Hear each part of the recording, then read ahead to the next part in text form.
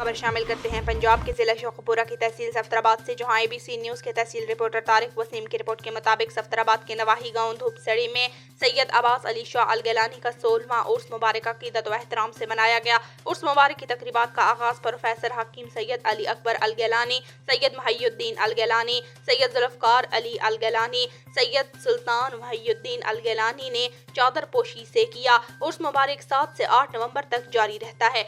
महफिल नात और महफिल समा का खसूसी एहतमाम, मुरीदैन और ज़ायरीन की कसीर तादाद में शिरकत, दरबार शरीफ पर लंगर का वसी इंतजाम किया जाता है। आखिर में सजादा नशीन दरबार आलिया सैयद अब्बास अली शाह अल गिलानी, प्रोफेसर हकीम सैयद अली अकबर अल गिलानी ने अख्तितामी दुआ में अल्लाह और इसके रसूल सल्लल्लाहु अलैहि वसल्लम के अहकामात पर अमल और बुजुर्गान दीन के नक्शे कदम पर चलने पर जोर दिया।